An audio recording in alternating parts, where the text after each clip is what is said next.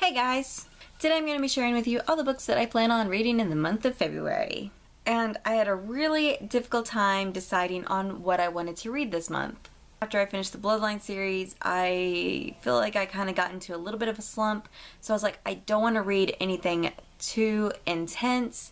So I was like, well, it's February. Let me just pick out a bunch of random contemporaries that sound good until I feel like reading something else. So I have picked out a whole lot of contemporaries that I plan on reading this month, and hopefully they'll get me out of this small little slump I'm in, and I'll pick up some other books this month.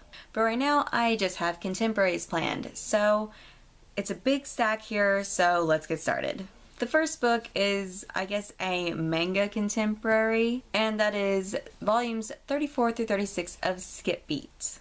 I really love this series, and it's always been an easy read for me, so I'm hoping this kicks me out of my reading slump right away. This manga series follows Kyoko and how she joins the acting business after she has a falling out with one of her childhood friends. And the main reason for her to get into acting was to get him back for what he did to her.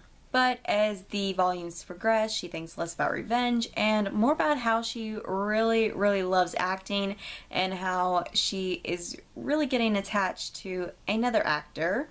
I've said in previous video that I've been filming in advance, so by the time this video is going up, I have probably already finished reading this. Moving on to all the actual books that I hope to read this month.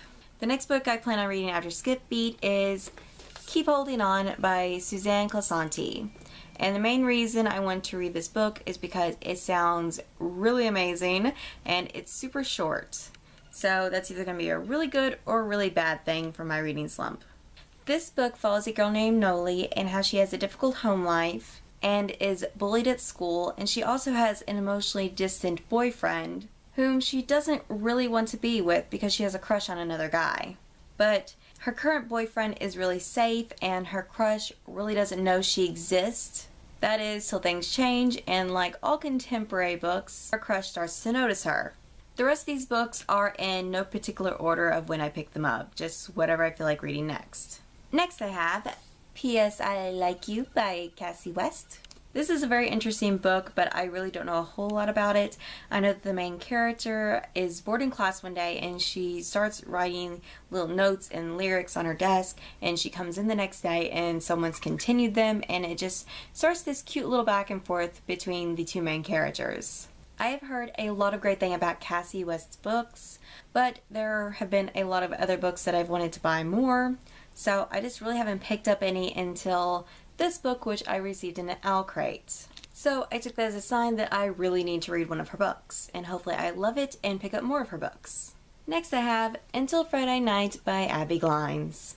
This book follows the two main characters, West and Maggie. West is very cocky and popular and just the very stereotypical jock of high school. But on the inside he's very grief-stricken for his father who is suffering from cancer. Then he meets Maggie, who 2 years before witnessed her father kill her mother, and after telling the police what happened, she hasn't spoken since. That is until West starts spilling his emotions to her, all his worries and insecurities, and then she starts telling them about her pain. This sounds like it's going to be a very intense read, and I've had several people in my family diagnosed with cancer, so I feel like I'm going to have a very emotional connection to West. Next I have Not in the Script by Amy Finnegan. I don't really know a whole lot about this book other than the main characters work in the entertainment business. And it's pretty much all about Hollywood romances and how they don't really work out. And I've only read one adult book that's had like an entertainment business setting, so I really cannot wait to read this. The next I have Anna, Lola, and Isla, and I truthfully have no clue what any of these books are about, and I plan to keep it that way because I've heard so many great things and I just want to go into them blind. The only real thing I know is Anna and the French Kiss takes place in France. Then I have Forgive Me, Leonard Peacock by Matthew Quick.